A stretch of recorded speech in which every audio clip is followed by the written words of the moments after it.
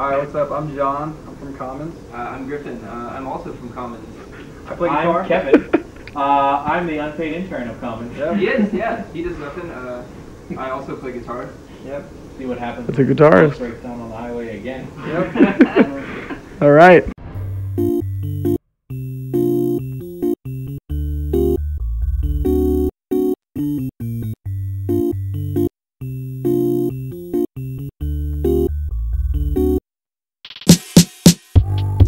What's up, Sandmotians? Welcome back to another episode of the Sandmo Show. I'm your host with the Sandmost, Cleveland, and I'm very excited to be joined today by Griffin, John, and Kevin from the band Commons. They're here to talk about some of their new projects and music coming up. Guys, welcome to the show. Hey, how's it going? I'm Griff. What's up? I'm John. I'm Kevin. It's nice to be here. That was quite the intro. Yes, Hell yeah. thank you. Hell yeah. So professional. Right? I know, dude. How you guys doing today? We're good, man. How Yeah. are you? Doing all right. Traffic up here was awful. Yeah. Oh my god, dude. I just came out of that shit, dude. Oh my god. That was awful, dude. Oh yeah, my roommate's also here with us. Probably should have done that. He didn't feel like introducing himself. He kind of looked at the mic and was like, I'm not in Commons. Yeah. Associated with us. I almost passed out in the dining hall today.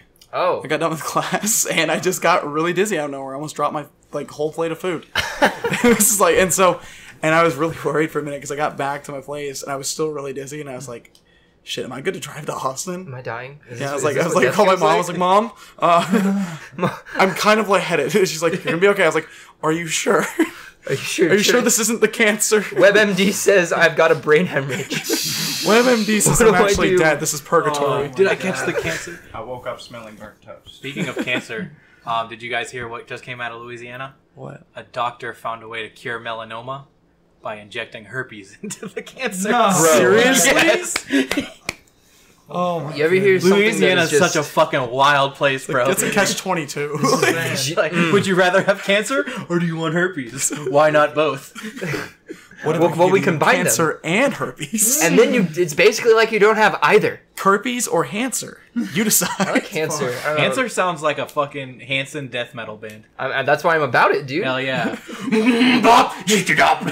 I was thinking Chris Hansen, like, just songs about beating the shit out of pedophiles. That would go hard, I'm talking dude. about Hanson. No. I don't think I could do that. Hell yeah, bro. Oh, it's okay. So, in one of my classes today, a girl gave a presentation on the pumpkin spice riot that happened in New Hampshire back in 2014. Oh my god, I forgot about that. I didn't even hear about that. I've never heard of this shit in my life. I only heard mentionings of it on like, Tumblr. I have family that lives in New Hampshire, and I have no idea what the hell it is. And the articles talking about it was like the Great Pumpkin War of 14. It was like, Jesus Christ. And of course, and it was all part of her speech saying that, like, essentially pumpkin spice creates unfair gender and racial stereotypes. And at first I was like, okay, right? I was like, White people bitching about white people. And then I was thinking at first, but I was like, As long as they say Merry Christmas on the goddamn coffee. well, I was thinking though, because like, it's like, it was a riot, and then, I was like, oh, it's probably a bunch of like Karens and like, Sherry's and shit, Cindy, who asked to speak to the manager and shit, and then like, of course, she says a bunch of white women. I was like, okay, I already did kind of assume that, and I was like, I was like, maybe she's Not got to be a point. racist, but duh. No shit. That was a today I learned kind of thing. I was like, did not expect to learn that today in class, But I did. here we are. Okay, so I was listening to y'all's music on the way up here. Right on. Thank you. So I want to know, what is the inspiration behind your sound? Asuna from Sword Art Online, actually. Nice. That's so totally not. No, man, I don't know. We, so myself, our drummer Logan, who couldn't make it tonight, and then our singer Steven, we all kind of made Commons back in the end of 2015. And we were all super, super into pop punk at the time. That was the year that pop punk had like its really big resurgence. Mm-hmm. All these pop punk bands were coming out with new records, and it's top of the line, like next level. They kind of ushered pop punk back into not the mainstream per se, but it was kind of hot once again. Yeah. Like back in the 2000s is whenever pop punk really popped up with. Like, Well, yeah, because I was Blink-182. listening to y'all stuff on the way up, and I was like, y'all sound like you're from like 2005, 2006, like that, like perfect like pocket. I was like, y'all. Right. I mean, it sounds like great. Like this sounds like something I would have heard on the radio in like 2005, 2006. Right. And so, anyways, you know, like this whole like pop punk resurgence happened after like 2011. Anyways, just the bands that kind of came up in that era. You know, you have bands like The Story So Far, State Champs, Neck Deep, Knuckle Puck. Just waiting for that one. Yeah. Especially after State Champs. Yeah. and so all those bands have been like a really big inspiration. Nice. Especially for like the first album and Wesley Willis has been. Oh, we were the gonna talk biggest about Wesley Willis, inspiration yeah. for our next album. oh yeah. Yeah, talk. You want to? Are you guys familiar at all with Wesley Willis? They are. They're the kind prophet of of our time. I am the most. I've shown them Rock and Roll McDonald's, and I've shown them both. I whooped Batman's ass. But Man.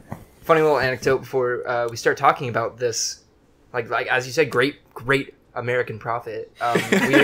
Move over Hemingway. Like it's not Wesley Willis. No one has shit on Wesley Willis, bro. Like Dude, we were on tour. It was That's the dude who headbutts people, right? Yes, it is. Yes, it is. we were on tour, and I showed everyone Rock and Roll McDonald's. I just remember after one night we were just. It had been like a couple nights, and we were just losing it to Rock and Roll McDonald's. We were shaking our little van. It was magical. Griffin played it, so like we played San Marcos first, Austin, and then San Angelo. Yeah. And so like those 3 days like have been nothing about except Griffin playing, like grabbing whoever's phone is connected to the Bluetooth and playing Rock and Roll McDonald's. I had to get them into it somehow, And then- I knew I could. The next night we were in Albuquerque, fucking ABQ, and like we're all just like fucking. At this point, we're out of our minds because Yeah. like, it's 4 days like on the road and like plays Rock and Roll McDonald's and like we just go lose fucking it. We go nuts. Other They bands climbed start on joining top in. of the roof of Yep. the bus. It was great, dude. But little did you guys know, there is so much underneath Wesley Willis's belt that's just Yeah, scratching he the looks surface. like a pretty big dude. I'm sure Yeah. there's a lot of shit under his belt. Recently, The Frogs is a song I've been listening to a lot. It's just Explain that. The Frogs. It's like Wesley Willis. If you don't know about him, he fronted multiple punk rock bands. The most popular, yeah, like I think one of them was called like the Wesley Willis Experiment or something. That's actually But sick. Wow. yeah, and The Frogs is this very punk rock song, and it's just pretty much all of it is him shouting the frogs, and there's just something about it. I love frogs. My girlfriend really likes frogs, and after seeing them pretty much That's why every she day doesn't mind his warts. for a while, yeah. Hey, those are toads actually, and toads are not bad. I might play Wesley Willis during the music break if I get away with getting copyright struck. But I'm okay with that. Also, fun fact about me: my skateboard has toad pee on it permanently. Yeah. for what? I like it's on the grip tape, and one night I was walking home and I saw a toad, and I was like, oh hell yeah, dude! I picked him up, put him on my skateboard. I was like, no, I got a friend to walk with, and he peed on my board and jumped off and ran away. So Holy shit! yeah, My board now. Assert dominance. and I was like, oh god damn it! But it's still stained to this day, and it's been like 2 years, which is nice. Is the board metaphorical for your heart? Yeah, yes, it is. He Is the pissed board on my heart and ran away. metaphorical The new for your Commons face? album, Toad Piss on My Heart. That's actually Title track. we have like I a want song and a royal- half inspired about that. I want royalties for that. Love that. Got you. Good luck. Right. Once we start getting paid, we'll let you know. Yeah. I went all the way to California with these dudes, and you know what I got? What? I paid for a tire. A high five. That popped immediately. He also got like a high five. Couple of beard strokes. Yeah. No more than 3 high fives. Hey, those don't count. I was asleep, okay? We did a lot more than that when you were Right. asleep, bud. Hashtag me too. Oh shit. Hey man, Oh my god. you made me act up. So what's behind the band name Commons? You can ask John about that one. I was in the band a little bit for a little bit when we came up with the name. Then I had to leave. But where did it come from? Man, that was you, so. you just sent it in a group chat. Why don't you Yeah. tell everyone what your name was before Commons? I'll get there. It's really good. Okay, so crunchy. we had been, I don't know, we started the group and we had been juggling names for like a month. Wasn't Bloodstained one of them? I think I don't know. it was I something can't like remember honestly that. at this point. Something real Prom heavy, Night real Dumpster nasty. Baby was one. Yeah. Prom Night Dumpster Baby? Hell Shit yeah. goes hard. That's when they were trying to go more punk than pop punk. Yeah. But I don't know, man. We were just spitballing, and I texted the guys, and they're like, I was like, what do you think of the band name Commons? And of course, it's in group chat. No one texted back. Yeah. So like a week later, we were together, and I was like, yeah, like I don't know, like I know, like I really fuck with this name. Truly, there's no real inspiration behind the name. Mm-hmm. I don't know, it kind of rolled off the tongue. It was real simple. I like simple band names. Yeah. And I don't know, it wasn't one of those things where everyone was just like, oh yeah, you know, but it just kind of stuck. Yeah. For a while, and I could spit some bullshit meaning behind it, like we want to have, like I know, like It's we the want story to of my heart. right? But it was just one of those things that we stuck with, and just over time we've just really grown to love it. Yeah. And I don't know, like people. I like that it's also not the name of a Neck Deep song. Yeah, right. No, that's like there's a lot of bands that like will kind of just steal their name from just titles of songs, you know. And I don't know. Well, should have like, been Rock and Roll McDonald's. Yeah, right. Or we could just be called McDonald's. Will make you fat. They'll put pounds on you. And like that's cool, you know. Like I love that for them, but I don't know. I wasn't into it. Commons works, and more importantly, it squirts. And you know what I It's- always if- say, boys? if If it squirts, it works. Yes, sir. Yes, sir. Okay, so now y'all have toured, right? Yeah. How many different tours? 2 now. Yeah. Two tours. 1.5. Pretty much, yeah. Technically. Pretty much. So where have y'all all been?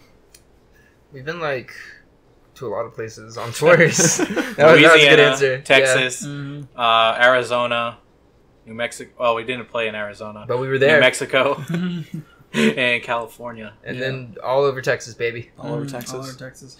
Golly, we've covered like 5,000-6,000 miles this year. Wow. Just this year alone, huh? Hell yeah, dude. Jeez. Yeah. Because like we at the very beginning of the year we went and played Louisiana. We played Lafayette, and that was our first out of state show. We played with our buds in this band called Hey Thanks. It was their release show, and so yeah, so they invited us out. Had a great show there, and then Amazing trip down there. amazing trip down there. Yeah. What happened on that trip? Dude, we saw so much. I mean, like, usually, like, you're getting ready for a road trip, like, you know, you do certain stuff with your vehicle. Papa John over here was like, we're driving, we just picked up Griffin. So it's Griffin 9 and in the me morning. in, like, my truck. And then John and Steven are in the other truck. And, like, we're driving. And then John pulls into this, like, garage. And I was like, oh damn, what happened to his truck that he has to go to this garage? So like we get out and he's like, oh, I'm just getting an oil change, guys, no big deal. And it's like, what the fuck, dude? Oh man, yeah, they were all ragging on me. But it was like one of those things. It was a long fucking week. I had no time, and you gotta get the oil change, bro. We also peed in like the sketchiest fucking bathrooms there. yeah. Is that Dollar General? No, we didn't go into Oh the no, Dollar yeah, General it was that like abandoned because, gas like, station thing. Like Oh, Griff and that's I right. are too like socially awkward to ask someone like, do you have a bathroom? So we just Yeah. kept walking around until we found one. And we found this like abandoned gas station bathroom. But the trip wasn't all that. I remember we stopped at a gas station and we saw a holographic picture of Jesus. What? That was pretty cool. Yeah, they also had like a bunch of ceramic things that were all broken. I think swords, Is that when cars, we, and is that where we drones. stopped where we thought we were in Louisiana? Yes, it is. Well, Griffin and I thought we were in Louisiana. I saw a giant crocodile that said "Welcome to Louisiana." like, Hey, but on the real, since we're back on the topic of Louisiana, fuck Louisiana roads. Have you driven in Louisiana before? Nah, no. Okay. Well, actually, I think one time, but I probably slept through the trip. Dude, worst, no way. Worst fuck. Yeah, I was No gonna way. say, not with those roads, man. It's like fucking craters on craters everywhere, man. It's like you get in, and what Alligators was bite that? your Was it Lake tires. Charles? Yeah. After you get past Lake Charles, man, every fucking road is terrible. Seriously. it's like, welcome to Louisiana. It's enough to make me hate the state of Louisiana by itself. Whoa. Yeah, it's fucking rough. It is pretty rough. There are like cryptids everywhere too. Fucking cryptids. Cryptids, dude, like rougarous, Wendigos. Don't say their names too loud, dude. I don't want to upset me. Beetlejuice. But anyways, yeah. So we did the Louisiana show, and Hey Thanks asked us to tour with them for their album release tour. Nice. We started in Texas at San Marcos, actually. Really? Kiva Lounge. Represent, Yeah, we yeah, did. Kiva Kiva Lounge. Lounge. Represent. Nice. And we did 3 dates in Texas. We did Albuquerque. We were supposed to play Arizona, but Arizona show dropped. Really? Yeah. And Luckily. yeah, right. And then we did 2 shows in California.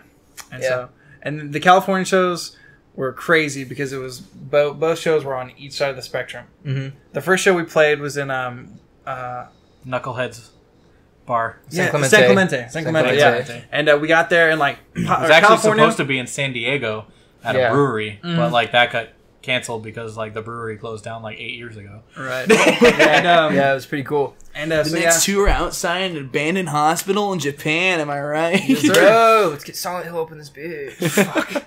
But yeah, so like we get there and we're like, oh, we're in California. Like California is supposed to be like the fucking The place. Yeah, place like- for pop punk. Oh yeah, dude. And so we get so far there from there. and we're getting set up. Well, I say we're getting set up. We couldn't even go to the venue. Yeah, we weren't allowed in. Logan, What? Jesse, me, and Steven were setting up. Yeah. And Steven's a singer, so he doesn't know how to put anything Steven on. doesn't know how to do anything. Jesse The old barely bassist does. didn't know how to do barely knew how to set up his bass. Mm-hmm. So I have played like the clarinet in fucking Mm-hmm. elementary school. So like I fucking didn't know what the hell I was Yeah. doing.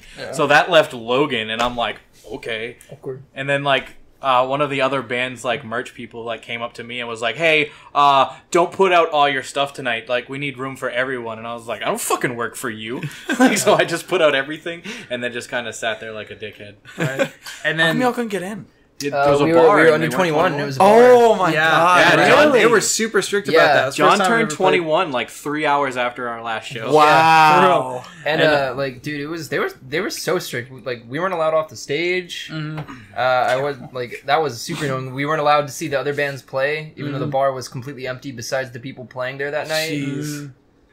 Yeah, It was rough. So that show kind of sucked. I'm not gonna lie to you. Oh yeah, We met Goldview. They're pretty cool dudes. yeah. Yeah, They Goldview's were dope. some tight dudes. Yeah, but then the next night And we Mainsail. played in this place called Program. It was a skate shop. Yeah, dude. And- a bunch of like hardcore bands who played there. Yeah, Like, it's super renowned in like the underground of hardcore because it's just like Oh, yeah. all these all these hardcore bands that have come up the past 20 years. They've all played there, mhm. Nice. and so it's like a staple for that community. It And was super cool. anyways, yeah, that was our last show of the tour, and a bunch of people came out and fucking popped off, and it was great. You know, we had a great fucking show. So it was like, our San Clemente fucking sucked, but then we ended it with fucking Fullerton, and Yeah. That was crazy good. absolutely Rock just star brought night. everything back around. Oh yeah, dude.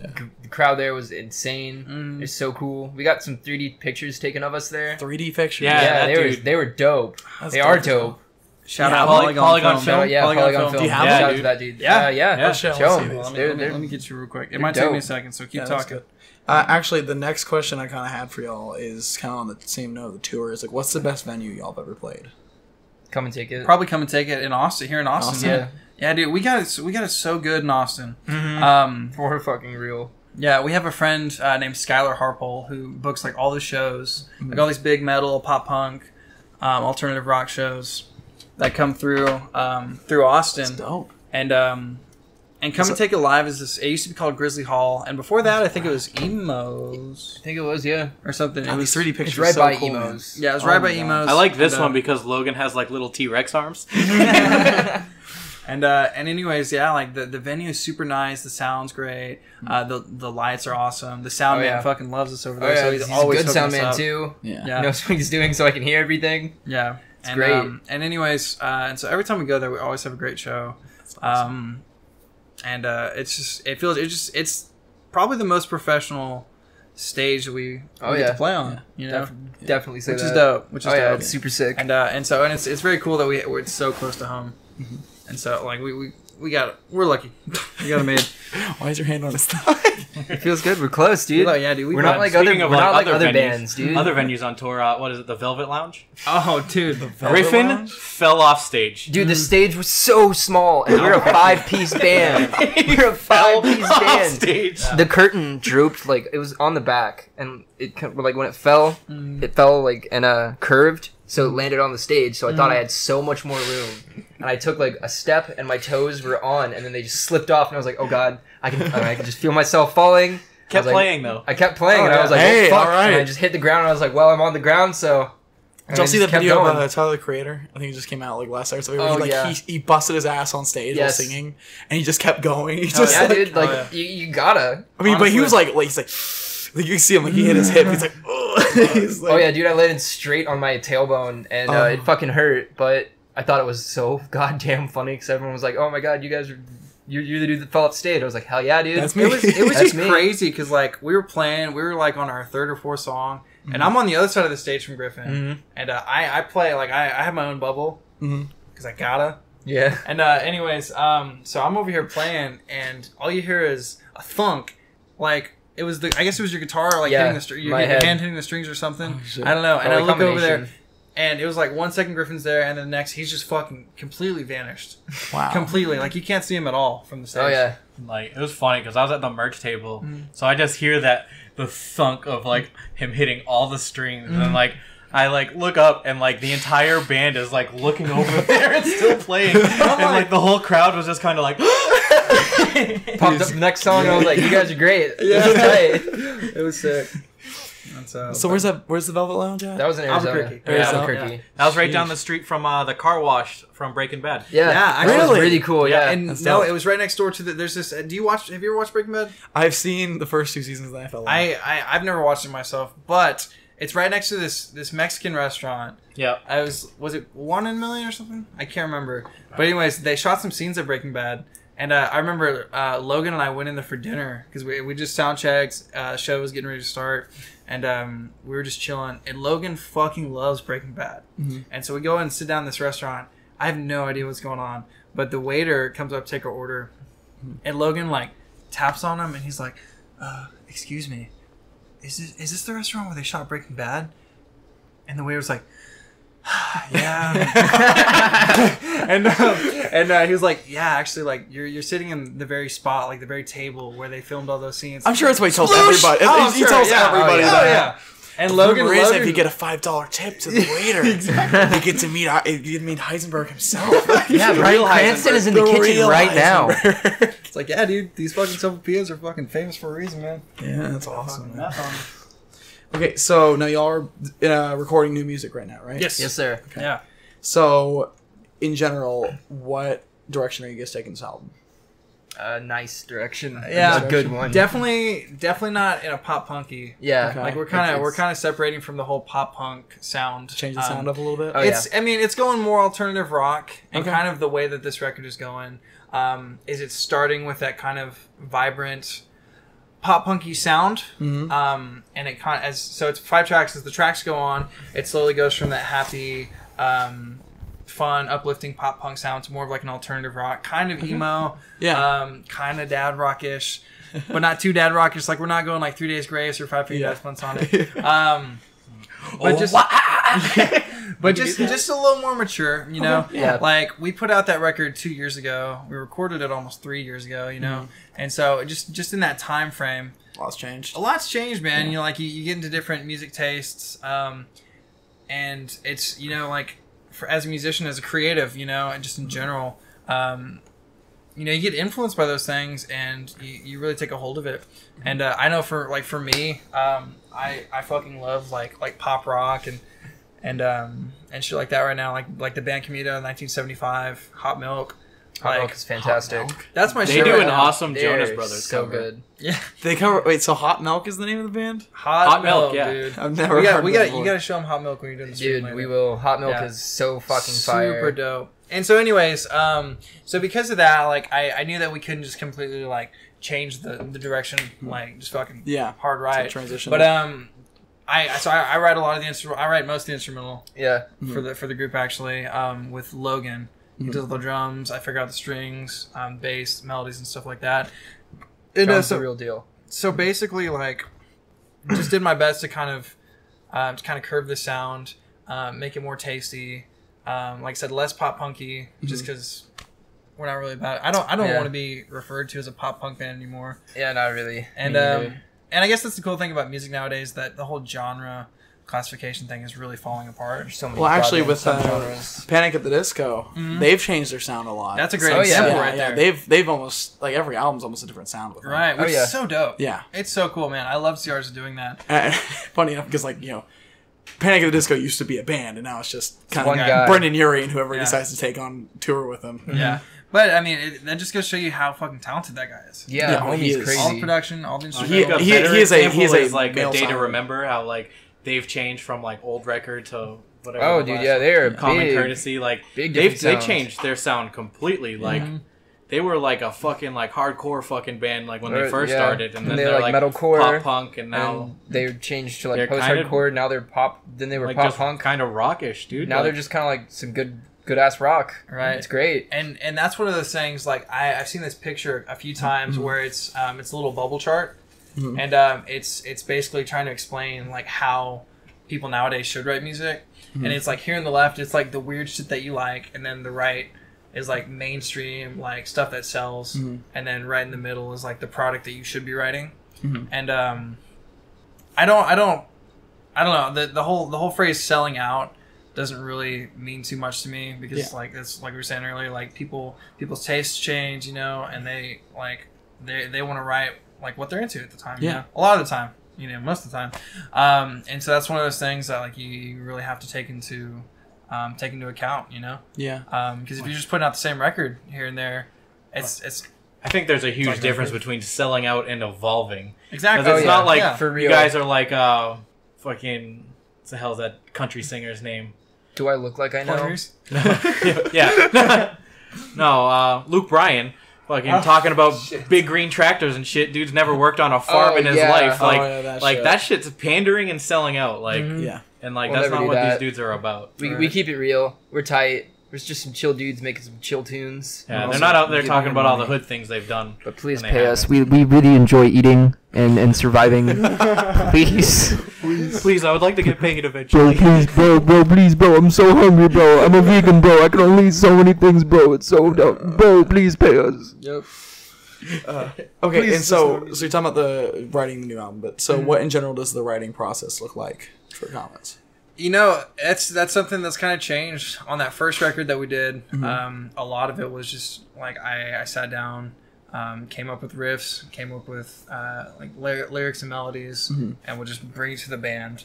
And that's something that really did not want to have to do on this new record. So it was a lot more collaborative. It was awesome, actually. We got everyone involved. And not every song, you know. Yeah. There was something because just with everyone living where they do, like drummer lives in College Station. Yeah. He lives here in Austin. Steven and I live in Central Texas area. You know, Yeah. right past is clean. It's hard to get everyone together sometimes, and so sometimes you send voice memos. You know, sometimes you send lyrics. Or like a guitar riff and be like, hey, like let's try this with this. You know, and so sometimes it's like that. But for this record, you know, it was a lot more collaborative. Everyone kind of had their say on it, and it's just one of those things where you really like you got to do your best to like kind of put the ego aside and compromise. And I know for me that was something that was really hard, just because like with the first record, like I said, did most of it myself, and I didn't know how to write with other people properly. And that's one of those things, just like playing the guitar or singing, like you have to work on it, you know. You have to be open to trying new things, and working with other people. The trying term new you're ideas. looking for is disassociating yourself. Thank you. So you can take constructive criticism properly, Exactly. and not get like angry. Like they're not attacking your creation; they're Right. just trying to make it better. Right, and that can be a hard thing to come to terms with, you know, especially For as an real. artist, because you know, like I'm sure you hear it all the time. Like you pour your heart and your soul into this. You think it's the best product you've ever made. You put it out, and sometimes you know it doesn't squirt. Yeah. Sometimes it does. Sometimes it don't work. If it doesn't squirt, it doesn't work. But sometimes, the thing is, sometimes it does squirt. Sometimes it does squirt. It squirts for you. Sometimes it's all that matters. Exactly. Exactly. That even the chance that it might squirt yeah. kind of makes it worth it. Right. Kind of makes it squirt it. And so anyways, yeah, no, this I love how this record has come about just because of that in itself.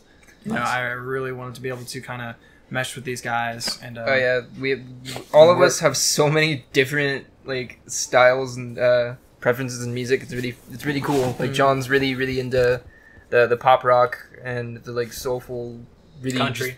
Yeah, he plays in a country band. He's well rounded. Country. John is very tasty with his licks. Logan, our drummer, is that boy fucks. that man. boy fucks. Oh my god, We went in and recorded Only with drums, consent. this past weekend. Yeah, we went and recorded drums this past weekend, and like Logan was kind of iffy because there were some songs where it was like I just sent it to him and he didn't have enough time to practice it. But we went in, dude, and he just fucking nailed it, man. Oh yeah, just destroyed it. Seriously. Absolutely. Oh, it was dude, great. It blows my mind that he's our drummer sometimes because I'm not trying to like suck his dick or anything, but I'm trying to suck his dick right now. Oh yeah, that dude's needs his dick sucked. He's so good. That San Marcos show, like in the shed. Oh yes, fuck dude. yeah, Dude, I was just like, how are you playing San Marcos right now? Talk to me about what it's like performing at San Marcos. Man, we've had some really good show experiences yeah. at San Marcos, actually. We've played a few different places. Aside from Kiva, I guess they were all DIY lounges. Yeah, it's pretty much almost always been DIY except for Kiva. Yeah, so Kiva was the first show we ever played in San Marcos. That was 2017, I think, the end of 2017. We did that show, had a great show. That's where we met Hey Thanks, actually. And became good buds with them, you know, made that connection. Played there, and then I guess like a year later, we did it again. Yeah. We played with this band called All Nighter. They had like a video shoot. I cannot remember the name of that venue. It was called Novaco. It was like they rented it out from this guy. It was just like a little space, kind of like a garage. Yeah. It was Like, I tight. got there before them, and I'm like, because like this girl I was seeing at the time lived in San Marcos, and so like go to her house, like pick her up, we go there, and I'm like, bro, I'm texting them like, are you sure this is where the venue is? This is super sketchy. Yeah. And I was like, and inside, like they're not playing our music, and like our kind of people are not walking into this venue. Yeah, so it And I'm was like- really weird. I tried so hard to find it, and I could not. But That that show being was said, like it ended up like there was like 120 people there, and it was a small space. It was probably the size of this apartment if you knock on some of these walls.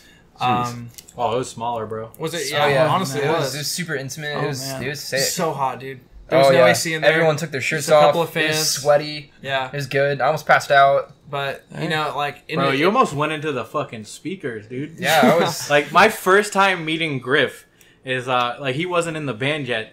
Yeah, I was. And- it was when I had to leave. Like Tense. this pit opened up, and like here comes Griffin like right at me, and I'm standing like next to the speakers, and like I just grab him before he fucking flies like, into I it. remember I got like tunnel vision, and I was like, "Am I gonna pass out?" And I like my knees kind of just buckled. I just fell, and then I was in this big man's arms. It was nice. Burly arms. I felt safe, dude. But anyways, yeah. Since then, like we played a couple more shows. It's like every time we play there, it's always so welcoming. Oh yeah, the Um, community there is super great. It's wild. There's actually like a pretty good little music scene there. Oh Yeah. yeah, it's great. The Yeah. Mark is actually a The Mark great is dope, venue. man. It has a great venue. Yeah, I would love to play the Mark. Oh yeah, that'd be. I was thinking because if y'all were, I mean, I know you're trying to transition away from the pop punk, but Right. they do emo nights every now and then. Dude, Too. We're still I've about heard. it. I'm an emo boy. Yeah, Yeah, so real emo. Can't boy wait till hours. February when you can come to emo night with me and John. Yeah, me either, man. Yeah. Me either. We need to do that again sometime, bro. honestly. Real emo boy hours. Yeah. Oh, yeah, dude. But no, the Mark will be super dope. I'm hoping after this new record, it'll open us up to some new, Oh yeah. new locations, new fan base and whatnot. And so if we can book that show, that'd be dope. Yeah, we'll see if we can get you on the mark. And actually, we're going to take a break right here, and when we come back, we'll be answering your listener questions. But until then, here is Candle by Commons. So be sure to stick around. You know I never meant to say those things back when I was young. It's just you never know just what you've got until it's gone. So I hope you hear me sing. I'll see you one day. Talk the hours away till the sun does rise. How could I forget the love that you had? It shines so bright. And I hope one day I'll get to see you again. And I hope one day I'll get to see you again.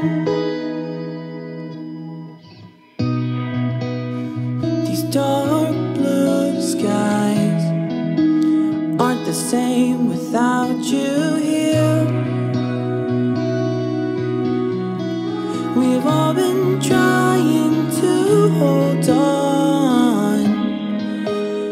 to that spark we hold dear.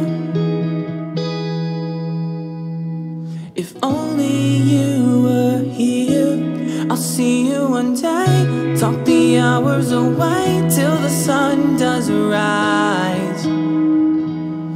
How could I forget the love that you had? It shines so bright. And I hope one day I'll get to see you again. And I hope one day I'll get to see you again. And I'll never let go of the feelings that you've shown. And remember the times you were always by my side. I'll never let you down. And I hope to see you again. All right, and we are back with comments, and we are here to answer some of your viewer questions. So the first one comes from at Amara Sunshine. Mara! Oh, cool. Amara, yeah. Mara Sunshine asks, John, when are you going to write a song with Mara? Dude, so I've actually known Amara for like 10 years. Really? Yeah, we go to this music camp in Kerrville that the Boys and Girls Club puts on. It's at the Quiet Valley Ranch, which is also where the biggest folk festival in the world happens. Oh, shit. And so she's a musician, and she's fucking amazing, man. Has a beautiful voice, writes great songs. We've been talking about writing a song together for like 5 years now. And I think 2 or 3 years ago at camp we tried to, but it was just one of those situations where we just did not have enough time. Didn't have enough like just downtime to really just work on it. But as soon as we can actually get together tomorrow, we're gonna write that song. Okay, I swear to God. Okay, we're gonna do it. It's gonna be hot. It's gonna be juicy. It's gonna squirt. It's gonna squirt. It's gonna work all over the place. Yeah. It's gonna work. All right, the next one here is from Small Booty Sin. Okay, right on. It says, how do you deal with sobriety in college? Logan's not here, and he's the only one in college. First of all, I'm in college, and I'm kind of sober. I'll tell you how. VeggieTales. That's how we do it. VeggieTales. Yes. Especially if it's with drinking, bro. Like, you just gotta, like, remember, like, how Tomato shitty loves of a you. person you are when you're drunk. Because, like, that's what I do. Like, I got sober. I've been sober for 6 years. Like, man, I hated myself when I was drunk. Like, talking about, like, it's like, oh, I'm gonna drink a bunch of beers, and I'm, like, happy-go-lucky. And then, like, 6 beers in, I'm like, I'm gonna fucking kill you. You wanna fight someone? And then 9 beers in, I'm gonna fucking kill myself. So, like, it's just best bet, like, not to do it anymore. Yeah. But I don't know. That's one of those things. And people think I'm drunk all the time. It's. I mean, you really have to, like you said, you got to gauge it for yourself. But Oh yeah. I don't smoke. I used to smoke weed all the time. No. Super sober, yeah, right? I don't smoke anymore. You know, at the beginning of 2018, I had some panic attacks and just really fucked my world up there for a little while. And they were weed induced. And so it was one of those things where you really had to take it with a grain of salt and learn the lesson. And when I was smoking, man, my quality of life was not very good. I was lazy. I didn't do anything to take care of myself, to work on myself. And I even knew that at the time, but it was just like I just didn't care. But ever since then, since I don't smoke anymore, I don't know. You know, it's one of those things I've really. I just feel like my life has really improved. Not that there's anything against smoking weed. I love weed. You know. I'm a big advocate for CBD. Looking at me like I'm the world's biggest no, pothead but like- pointing at me but like, like, no, yeah, like- you fucking weed boy. But like, you know, Snoop like, Dogg. the psychoactive effect of weed is great, but like the medical compound CBD, you know, obviously CBD is really popping up nowadays. But I use CBD. Placebo. Yeah. And I think you're think it's getting wonderful. high. You know, I'm a big advocate for it. And so it's kind of one of those things that, in terms of being sober, if you can learn how to manage it, you know, then fucking, you know, smoke some weed, drink some drink. Drink some drink. But it's really just, it's all, I mean, it's about the willpower, you know, you have behind yourself. Yeah, that's the biggest thing I've noticed when being in college. It's mainly about discipline. That's what I've noticed is you've gotta really kind of know when to go all out, when to not. Because, Right. and my thing is this, I'm not like your mom or your dad. I'm not going to tell you how to live your life. But at the same time, I also am not going to be super sympathetic to you if you're like, oh man, how the fuck did I fail that test? I'm like, oh, I don't know, maybe because you got crossed last night. I'm no expert, but... Right. I mean, it's also, like, it's hard, especially as, like, a young kid. I'll drop my age down to, like, you guys. When I was, like, 22, like, I'd be like, oh, man, I really need to take, like, a break from it. Like, you wake up Saturday morning, you're like, oh, I'm never drinking again. And then, like, Saturday afternoon, you're like, I mean, it's hard. Like, you see people drinking and, like, you want to partake because, like, it's about social and having fun and everyone's drinking. Right. And, like, even though people aren't pressuring you into drinking, like, it's still that peer pressure element. And, like, now I'm fine. Like, I go to bars fucking all the time. Oh yeah. Like, Yeah. Well, and the thing too is like the fall of my freshman year, I was like, go stupid, go crazy. I was going crazy, and then I was like, by November, I was like, okay, like because you can't really get into the square if you're under 21, Right. Yeah. and so I was like, is there anything else we can do other than just like jump around in a crowded house, or is this what we do until we can legally drink? And so I mean now it's, and of course. Never on the record would I ever consume alcohol under the age of 21. Oh, Right. absolutely not. But Never. I've heard what's really cool to do is have friends over at your apartment and play Mario Party and drink. Oh yeah, I've heard That's- really good things about that, especially with Smash too. Yeah, or Smash. Just hang bro. out with like people you really like and enjoy yourself. Kill And it's them. Also, a lot less expensive. True. well, like, you can be under 21 and buy hand sanitizer, and that shit will get you fucked up, bro. Iraq was a hell of a place. One time I drank an entire bottle of it when I was in middle school, and I just hit the ground and couldn't get up. The Purell is different. Dude, Speaking it's of real Purell. different. oh my Oh, god. boys, we getting messed We up getting- tonight. 62%, baby. Hell yeah. Yeah, Bender time. That's 124 proof for you guys. Oh my god. Okay, so the next question here comes from at Luke's_pick. It was that multiple question that was in the reply. I'm not sure if you guys saw it. So first question is, where do you want to be in 5 years? You can't make the I don't have 20/20 vision joke anymore. I know. It's well It's past in that. 1 year. It'd be really tight to be on a label, playing shows everywhere. What Getting label to would me. you want to sign with? Honestly, that's a tough one. The one that pays the most. Yeah, anyone who's Yeah. Honestly, if I had a choice in the label that we signed to, there's this independent label called Hopeless Records. That's exactly And what I was gonna say, dude.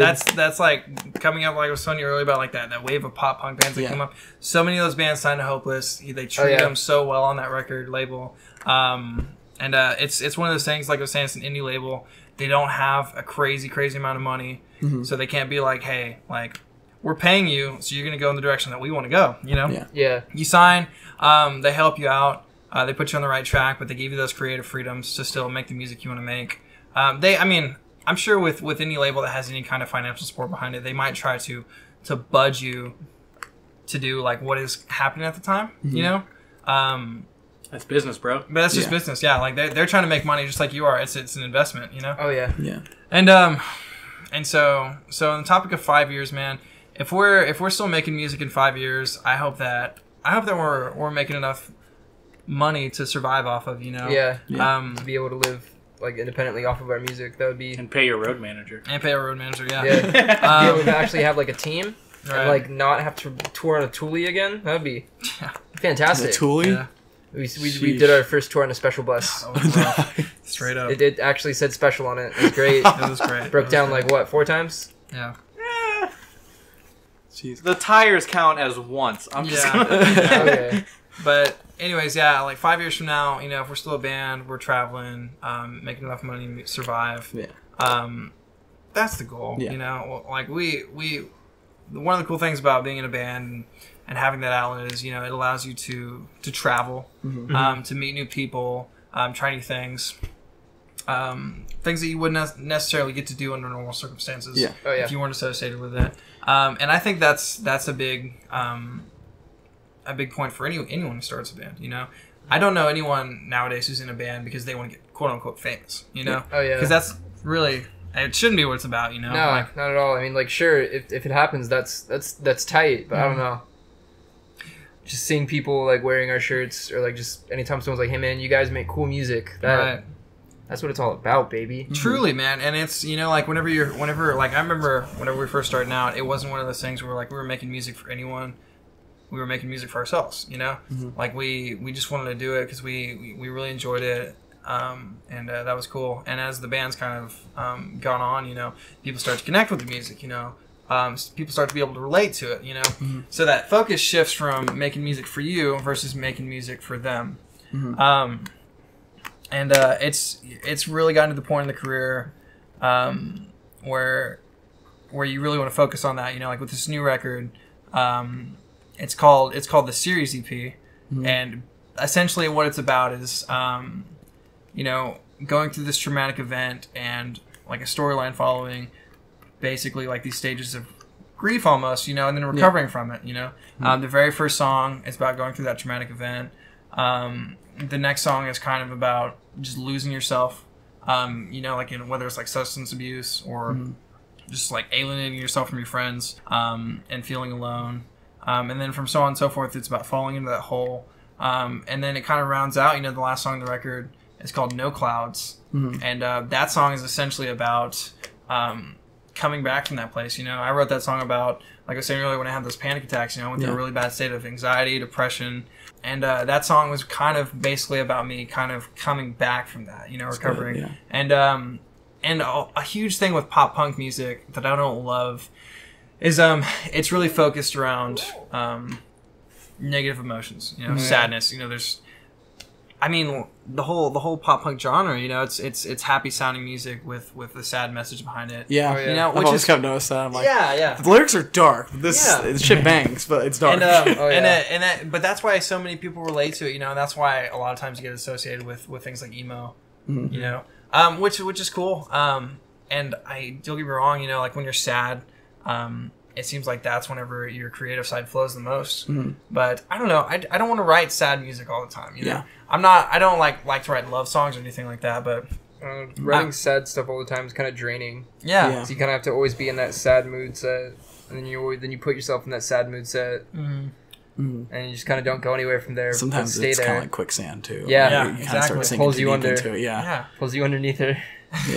And it's just, I don't know, you know, I didn't want that to be the focus, because like our first record was called Unhealthy. It's about all these unhealthy relationships with different people in your life, and the overall tone of it was, you know, melancholic, sad. And I think at that time, you know, we didn't really have a direction.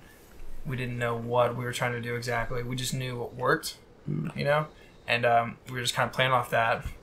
But I don't know, with the new record, it's not a concept record or anything, but there's a storyline essentially, and there's real meaning behind the songs, you know. Nice. And so anyways, that's what it's about. Sorry, I kind of went on a tangent. But, Well, actually, before I get to the rest of the questions, I can really relate to that with the kind of going to those sad states and then usually getting a lot of creative energy off of that on the rebound from it. Right. And because actually the entire reason I became a psych major is because one of my friends in high school, he took his own life.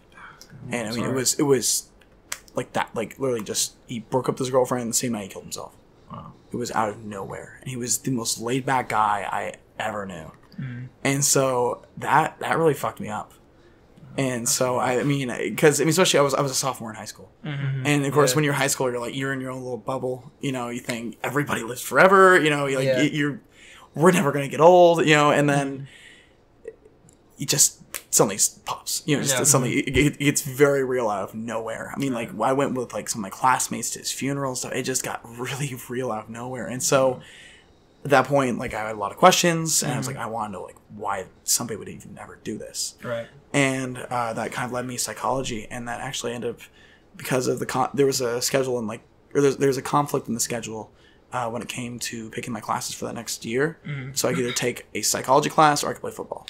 And so I chose psychology over football, and I quit. And that was the last time. I still love the game, but I walked away from it because I decided, like, you know, honestly, probably not going to, you know, play college ball, you know, and like this is something that I really care about and I want to know more about. And so I picked that over football. But then I kind of created a new persona because I had that kind of identity crisis because I was like, for a while I was like, I'm the football boy. I do football. Like this is my thing. Right. And then having that like basically foundation of like your friend group and your personality like removed, suddenly you're like, okay, like who actually am I? Right. And I will say, I developed it. It wasn't the best thing ever because I just basically I took one mask and I like switched it out for another one. I didn't actually like. I haven't really been myself until I got to college. I finally said like fuck it, right? Because I kind of just like became. I started making signs and stuff with football games and stuff, and like usually it was like punny little stuff you put on there, and it got popular, got posted around social media, so it kind of became the school thing, and everybody wanted me to do like for all the home games I would do it. And all week people would be asking me like, what are you gonna do for this week? And eventually it became almost like a chore because I did it for 2 years. And I was like, suddenly I really hate this, and I'm kind of hating who I'm becoming. And I was like, and there was certain friend groups I would hang out with because we're all cool with each other. But like I was like, I really don't like any of you guys, but we're all cool because we have to be. Right. And so that eventually, once I graduated high school, and that the kind of persona had to go, and then I had a really really deep depression. The summer before I went to college, that was probably the lowest I've been. I one night got really, really drunk and I did a lot of stupid shit. But that's probably the lowest I've been. And I was riding really low until I came to college. And then I actually, over the summer, I was driving to work and stuff, we listened to Joe Rogan. And I was like, I love podcasts. I was like, I want to do this. And so this is kind of where it comes from. And that's why, at first I was like, people are going to think it's lame. But I was like, no, I don't give a fuck. Right. Like, this is my thing. And you don't have to listen if you don't want to. This is my thing. You'd rather fail at something that you love than succeed I'm like, at and I something like that you doing fucking this. hate. Yeah, exactly. Like, This is, real. I don't want to ever become a chore for me. Like, I enjoy doing this every week. Oh yeah, dude, I completely relate to that. Yeah. So that reminds me of like when Commons first started. I was in high school. Yeah, you were too, right? Was that Commons your first senior started? year? Yeah, was that your senior year? 'Cause I remember I still straightened my hair. So it was either my sophomore or junior year. It was before. Yeah, it was before senior year technically. Okay, so like right around then, I was really big into tennis. Growing up, I've never really been a sports boy. I don't know if it's very obvious from like the skinny jeans and the dyed hair. Yeah, but and like I've known John and Drummer Logan for really really long time. Like middle school band, bro. Yeah, John and I met in has middle its school population band. of 45. I've known Logan since I was like about 9 or 10. And I joined, like, John approached me and asked me to join, and of course I joined. I was ecstatic with it, Like, I've always loved music, because that's the one thing my dad and I could really relate to each other on, instead of like sports ball. Yeah. And eventually, like, with like being pressured by my mom and my family to do the thing that they wanted me to do, I stuck with the tennis team instead and had to quit. Let me tell you, it sucked. It sucked being the only emo person there, because like I just kind of had to.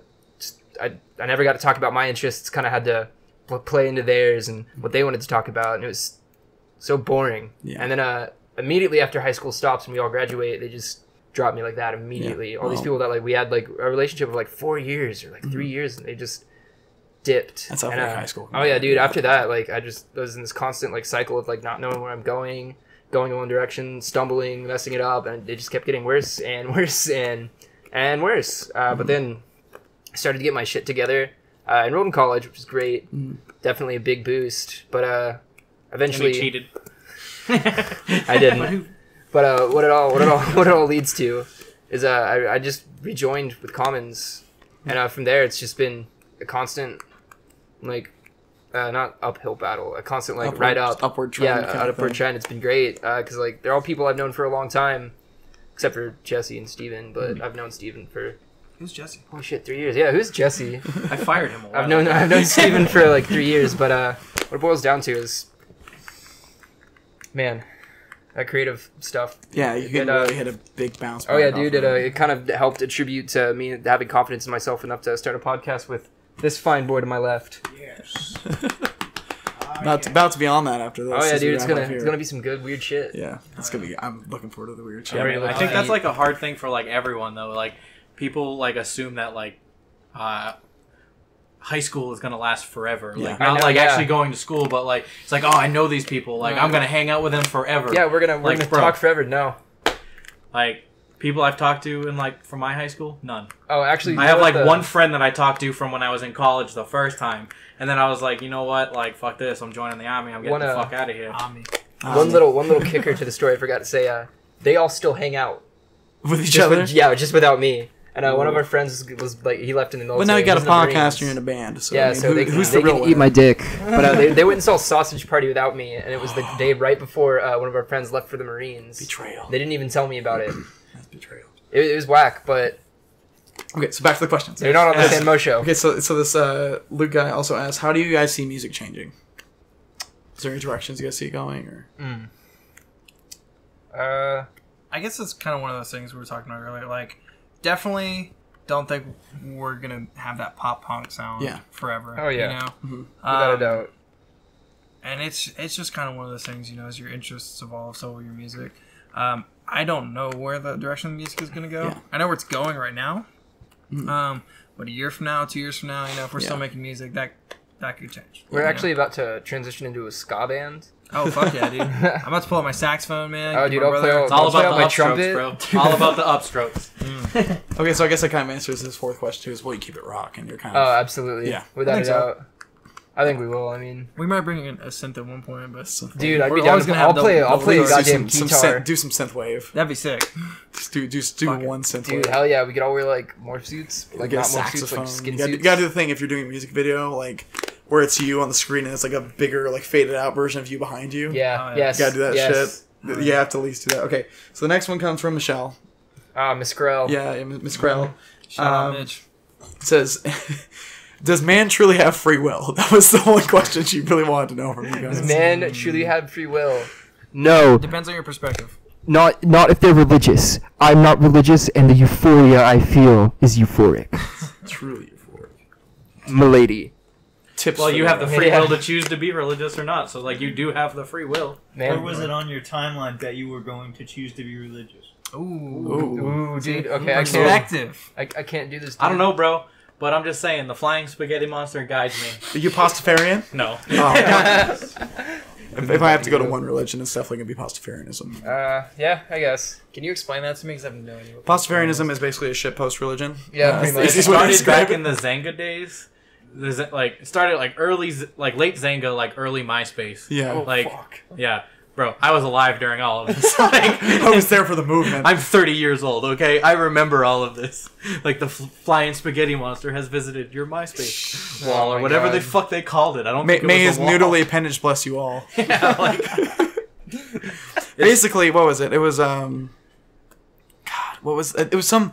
It was taken from a philosophical argument. Like he was making an argument saying like there's no it's just as likely a god exists as there is like a tea kettle orbiting the sun right now. Yeah, it's I can't remember the teapot theory. Yeah. It's also it's pretty much saying like if you say something, like the burden of proof is on you. Yeah. Like you can't be like, oh, this mic's purple, and you're like, no, it's not. And I'm like, prove that it's not purple, and it's like, And so that no, same I'm assertion- the one saying that it's purple, Yeah. so like I have to prove. So it. those who assert there is a god say like, well, then prove it. And you can't. So then he says basically, instead of just being like a super snarky atheist, he decided to go like full, opposite. He goes like, well, actually, I say that there exists a flying spaghetti monster, and there's nothing you can do to disprove that. 'Cause you can't prove to me that there's not. That's true. Like, oh, that's hard, dude. And so they all wear colanders on their head Yep. as a religious garb. And actually, in Alaska, just a couple of weeks ago, they actually for like a town hall, they do like I guess pre-meeting prayers or whatever, and so they invite different like groups and organizations to come do it, and like even different religions. And they had a Pastafarian come on, and he had like the whole colander and everything. And he Hell said yeah, like dude. it's like what is it like our pasta who are in heaven? Like it's basically like the Lord's Prayer, but it's just with a bunch of pasta puns. That's fantastic. Pastafarianism That's pretty cool, is the actually. greatest thing ever. That's fine. It's funny, bro. It's like it's sort of like in high school for me. Like I graduated in 2007. That's awesome. It was like along the same lines as like the Wiccans. Like the Wiccans were like the weird like super like goth / emo kids because they were all the same back then who were like, I'm Wiccan, I'm a witch. Like spell. I'm like, get the fuck out of here. And then, like a religion evolved into like where Wiccan is actually has like very good like principles and shit now, but like back then it was kind of just like, look at me, I'm an outsider with my cock rails. Nobody will ever understand. Call those cock rails. Like, They're called snake bites. no, they're cock rails, bro. Snake bites. Hashtag cockrails. And then the fourth, or I guess the whatever number question we're on right now is from Alessandro. I love Sandro. Yeah, Sandro. He asked on the same philosophical level of does man truly have free will? Here we go. What's the first anime you ever fell in love with? Dude, you can tell by the shirt that I'm goddamn wearing. It's Naruto. Naruto. Yeah, I was super young, and I would always watch Toonami. And I really liked it. Adult Swim? Yeah. Yes. Oh yeah, hell yeah. I'd always watch Naruto, and like I related to it because I was a young boy. Yeah. It was made for young boys. And then from there, I just like found Cowboy Bebop, Ghost in the Shell, and stuff like that. And now I'm a giant weeaboo. Me too, buddy. It's okay. I know you gotta live with it, but I mean, at least I don't want to like be Japanese. That's cool. Yeah, that's a good place to at least be because there's definitely folks like that. Oh yeah, our high school was full of them. It was. That gets in smelled a like really onions. weird grade because it's still appreciation, but it gets to the point where it's like, Do you guys? What's wrong? You know you're they kind of trivializing an they trivializing an entire culture, can't, but okay. They can't really throw Rasengans in Japan. You know that, right, dude? Yeah. What do you mean, bro? Everyone has a katana. There's Come on, man. subtitles in Japan, bro. I swear. So what if I don't want to shave my neck beard? So what if I don't like to shower? You can't make me. You can't make me shower, bro. Deodorant? What's that? You guys have any other enemies? Bro, I like girls, so no. Sorry, bro. Kevin's I like against women. No, like I was a jock in high school. I played hockey and like We play hockey. yeah, Oh, because you're from Boston. From Boston, bro. Gotta love Like, hockey, dude. yeah, so like kids who like fucking anime were fucking weird. The Like kids we shoved in lockers back I in would 07. never like I in am high weird. school. I was shoved in a If locker. I went to high school like with these guys right now, I would never talk to these two right here. Like Bullshit. Griffin Yuji would never talk to them. Like might talk to John because like I've always been like a music nerd. What about skaters? Like, did you talk to the skaters? Please. Then you would have talked to me. Yeah, not when you showed up with a fucking Naruto shirt and a fucking watermelon with an Ahigo fucking face on. This is our merch, by the way. It is our merch. Hey, is that merch? Yeah. I'm gonna fucking buy some. I was like, that's dope. I was like, what if that was one of them? See, Kevin, everyone loves it except you. I'm a Shit's boomer, dope. bro. Can't open a PDF, but at least I can fix an engine. Book need update. How open book? How open book? Only no phone. Facebook. Wife be shopping. Griffin, explain to me what a tweet is while I fix your lamp. He actually did. have We to fix need my each lamp. other. That's the truth. My deadass just thought that lamp that was heating up Just died. Just died. Yeah, And Kevin I was just like, fucked around bro, with like, it. I was an electrician before I joined the army. And he's like, oh yeah, I forgot that. I think it's just dead though. And He like, touched it and it started. Yeah, he just She was fingered it magic and then- hands. Yeah. I saw the what was it? A meme. It was like it was from Endgame, and it was Scarlet Witch. She was like, "You took everything from me," and it was don't even know who Gen you Z. Oh my It's like god. you took everything from us, and Thanos was like, "Boomers." It was, how do you open this PDF? Yeah, it's a good one. Yeah. Back on the note of anime, my first. I watched Dragon Ball growing up. Hell yeah. I liked it, but I just thought I was like, oh, cartoon. Like it wasn't like I never. Anime, yeah. My first like real my gateway drug for anime was Cowboy Bebop. Dude, I love that That fucking is show. the most stylish anime. The soundtrack, man. Soundtrack is so great. Soundtrack is so good. It is so That's great. what like I was just flipping channels and like Toonami was on. I was like, oh, I don't know what Cowboy Bebop is, and I just like left it on because I was like making food or something, Yeah. and I just heard like the shit's and good. I was like, okay, oh shit, what? I'm hyped. Ooh, what it is, dude? Yeah. Didn't got they this only feeling. make like one season for that show? Yep. One season's like That's 27 crazy. episodes. Yeah, It's Cowboy perfect. Though. Bebop? It is Yeah. perfect. I might have Yeah. seen that. Cowboy Bebop's sick as fuck. Like, it's about so I've- space bounty hunters called fucking cowboys. It's a mixture between a western, a noir, and Yeah, like I've watched some animes. yeah. Like I think the good ones have Yeah. one season. Like Naruto has like what 47. Actually, it has like 8 in Shippuden, and then it has 220 episodes. See, but you get into the escalation crisis with that, where it's like same thing in Dragon Ball, where it's like we had to go Super Saiyan 63 this episode or some shit. Nah, like, okay. But JoJo avoids that though because he keeps starting new JoJos. It never gets that Yeah. bad in Naruto, but like they get some stupid fucking Yeah. powers. It's pretty up there. Why Why, it gets why I fucking never crazy. liked Dragon Ball Z Yeah. was because like it was always like, oh, like fucking, it's an episode of just fucking like dialogue, and then it's like, find out next time on Dragon Ball Z, and I was like, fuck this. Like, Will Goku defeat the evil Boo? like I'm 5. I don't have the attention span Find for out this in 14 bullshit. episodes. Yeah. Will Goku charge a spirit bomb? Probably not.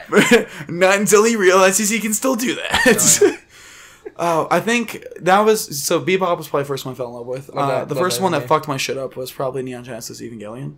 Evangelion. I've never That- finished it. Shit. Chris fan, if you're listening, he's the one who got me into kind of my current anime phase. You better be listening, Chris. And I'll find you. he'll find you, Chris. I know where you live. I've been to your house. This is not a fucking joke, Chris. You're gonna get hurt. I'm outside your house right now. I killed a deer yesterday. I'm fucking ready. I'm stoked. And so, well, the thing is, he's like Cowboy Bebop. You know, one season, I was like, that was fucking great. I wish there was more.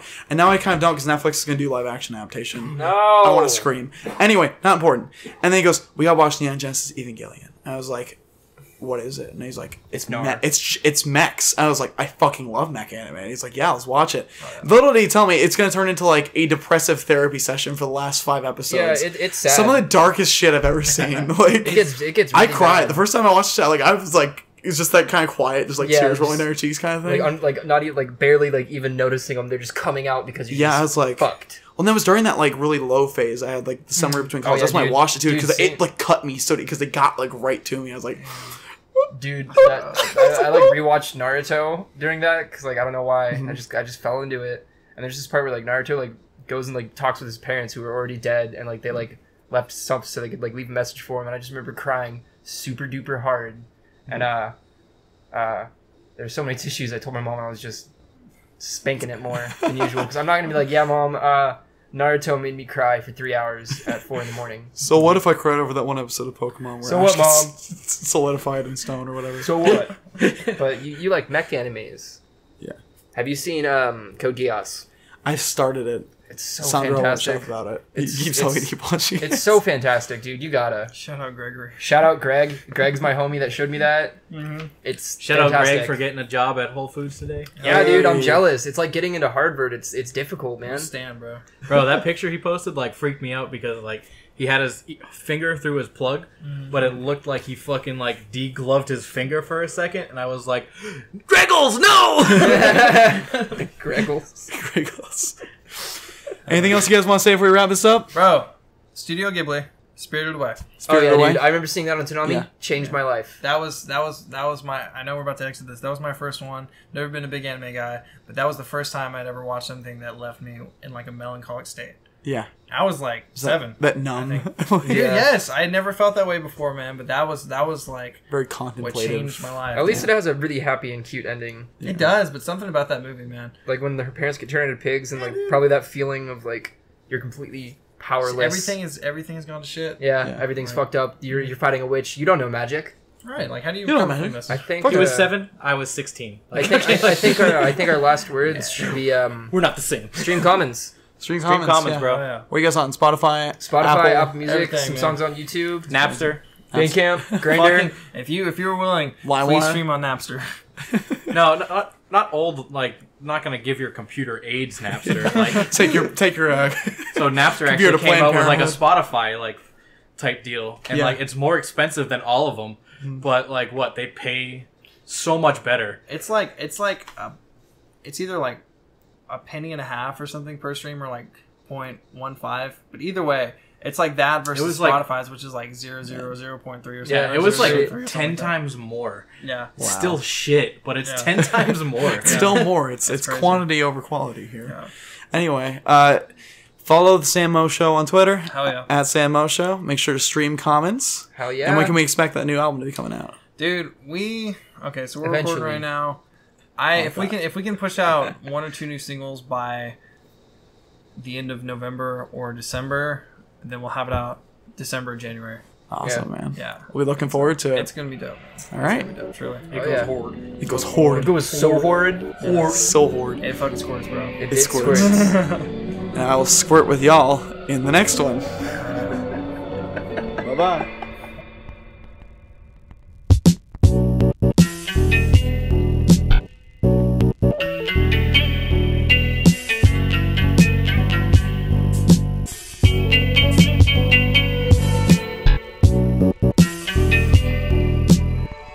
you.